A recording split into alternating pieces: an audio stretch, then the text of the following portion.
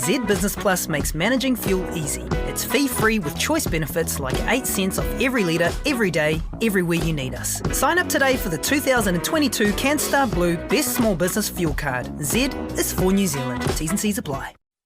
The FIFA World Cup is live on Sky Sport. Oh, what a goal! See every game of football's ultimate showcase. Glorious! You need to subscribe to Sky Starter and Sky Sport to watch this premium content. For details, see sky.co.nz. Welcome to Football FIFA with Jason Pine. I swear you'll never see anything like this ever again. Powered by News Talk ZB and Sky Sport, the home of the FIFA World Cup. All 64 matches live.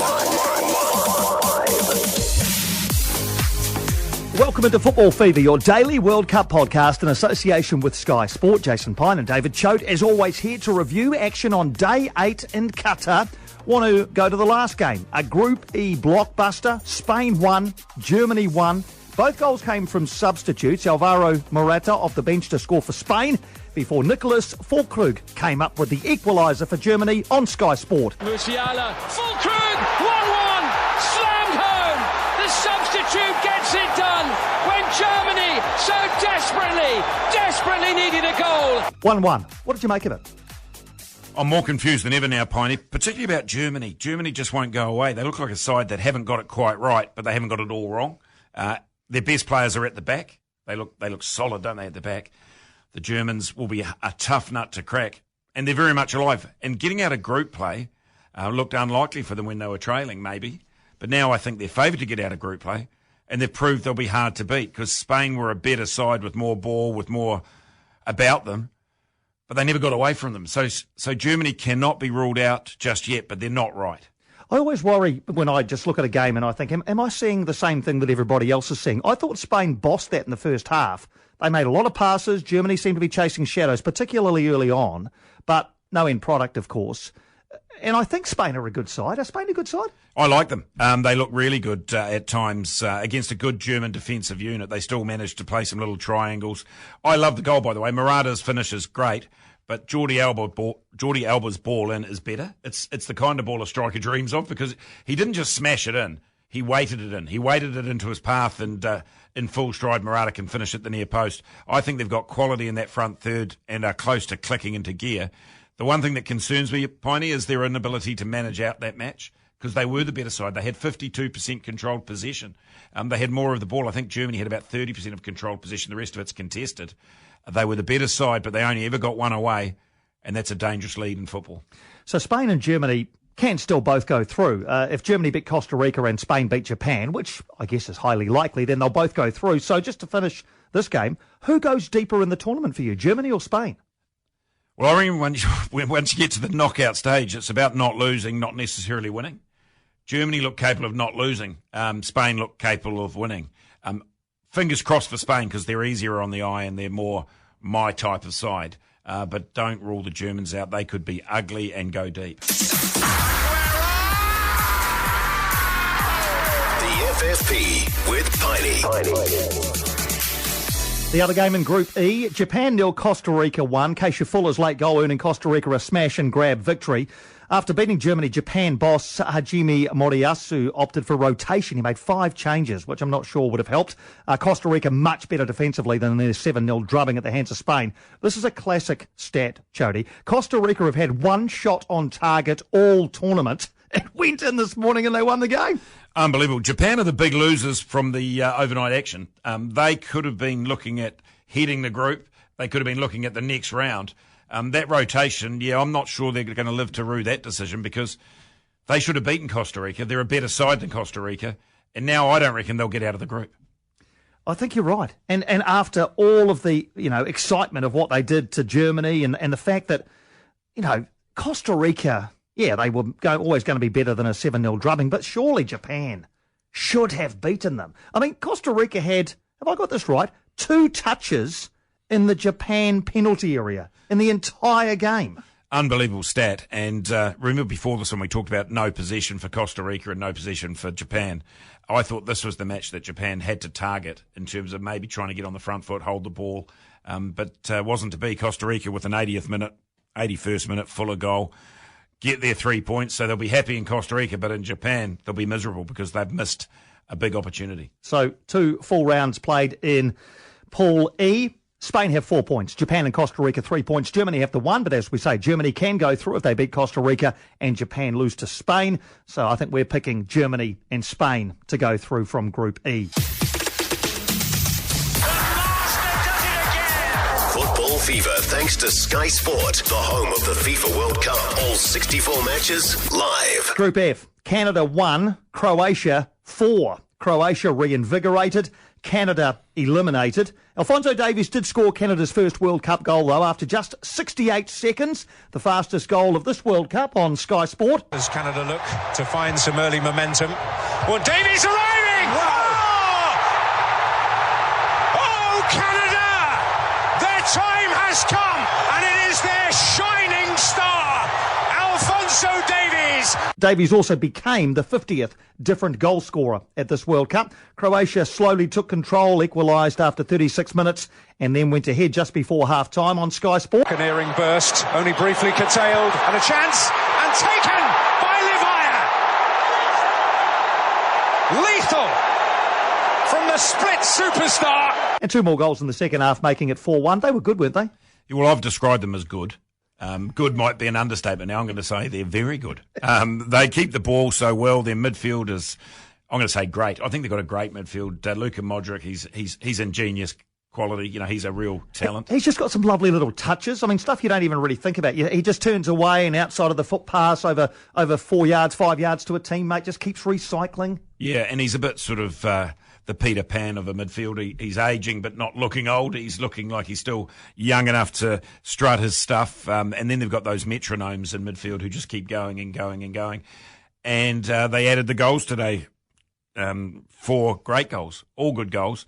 But the best goal was the first goal, Piney. A minute, 10 seconds in, I was in my undies in the lounge, and I was up like a Canadian. I was, oh, Canada, oh, Canada. What a finish. Alphonso Davies with the emphatic header, arriving at just the right time. Yeah, I'm glad they got their goal because, they obviously Davies missed the penalty in the last game against Belgium. Canada are out, obviously, now, but Coach John Herdman says he's still proud of his team. In moments they showed they could compete on the world stage. To see us score our first goal and have that moment with the fans, knowing that people back home, east to west, were celebrating somewhere. Canada brave, but a bit naive, maybe?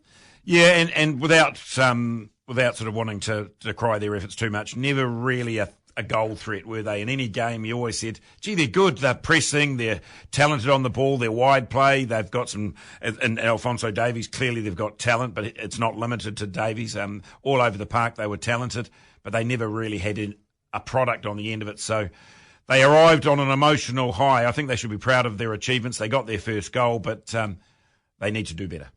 And also in Group F on Sky Sport. Sing it from atop the Atlas Mountains. All aboard the Marrakesh Express. A night Morocco will never forget. Morocco 2, Belgium 0. A couple of late goals. The first from a direct free kick. Morocco's first ever direct free kick goal at a World Cup, and the first direct free kick goal by any nation at this World Cup. Morocco haven't conceded in 2 games. Only they and Poland can say that. Are Morocco a bit of a smoky here? Well, they're performing beautifully, and they're out of that part of the world, that North African area of the globe. It's almost a home tournament for them. Plenty of fans in the stand, plenty of passion, emotion attached to them. So they are the emotional winners at the moment. They had one disallowed as well, didn't they, in the first half, a similar one to they scored, so could have been more, could have been 3. You'd have to say they're, if they're not a smoker, they're bubbling away nicely. Absolutely they are. Now, Belgium have now lost 7 of their last 19 games. They only lost 7 of the previous 74 games. Both of their starting 11s have had an average age of 30 years or older. Does this seem like a happy camp to you? No, there's cracks showing in there. This golden generation is looking a bit tarnished. I don't know. Can you get cracks in gold? They're looking a bit fragile, maybe a little bit of aging gold. They are really starting to show some cracks. There's been some press about the aging frontline initially, aging team overall. I think De Bruyne might have mentioned that in press. And then Vertonghen hit back after this game and said maybe we don't score goals because we're getting too old.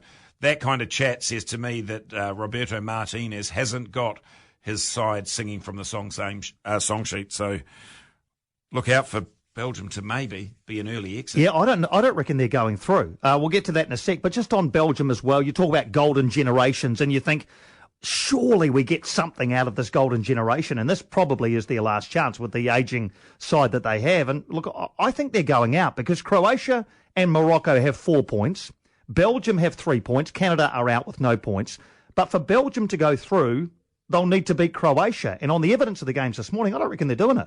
Yeah, if you look at the performances, there's no way they'll do it. But again, look at the lineups. You'd say on paper, they're good enough to do it, but the game's on grass, as we've always heard. So, yeah, I think Belgium can step away from this tournament for mine. They haven't shown enough to be good enough to go through. Yeah, I reckon Croatia go through, and I think Morocco go through. Their final game is against Canada, who will be a bit down on their luck, but still keen to exit with a bit of a bang. But Morocco's defensive record, just excellent. So I've got Croatia and Morocco going through, with Belgium perhaps exiting at the group stages. Football Fever with Jason Pine. Quick look at tonight's action, the completion of the second round of pool games, 11 p.m. tonight, Cameroon, Serbia, both lost their first games. Then South Korea, Ghana at 2. We see Brazil again at 5 a.m. against Switzerland. A win for either would secure their passage. Then 8 a.m, Portugal, Uruguay. A win for Portugal would see them through. But Portugal, Uruguay is one of those that sort of feels like it could be spicy. Yeah, it will be. I looked at these matches and found them all very hard to pick. If you were doing sort of your picks, this Portugal-Uruguay one looks like one that you could put a line through either side, so I've done that. I've said it's going to be a draw. I've sat firmly on the fence.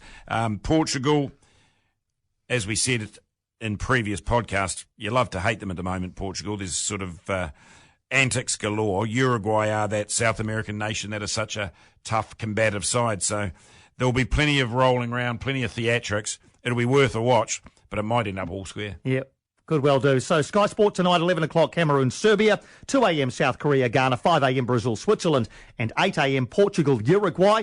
And at the end of that game, we will be through 2 full rounds of pool play. Then we move into the simultaneous kickoffs, and all of the calculations and equations are done as we work out who is going through to the round of 16 and who is on the next plane home.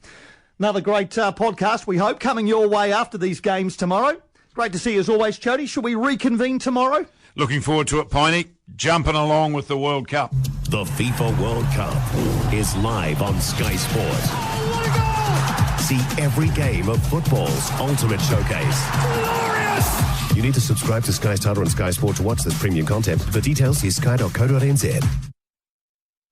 Efficiency. When it comes to scaling in the cloud, it's never been more important or more elusive. Cloud operations teams are asked to do more than ever, and expertise is in short supply. How can you free operations teams from complexity and maximize your cloud investment? Spot by NetApp automates cloud operations, enabling teams to deliver scalability, performance, and security for cloud infrastructure and applications at the lowest possible cost. Visit spot.io for more information.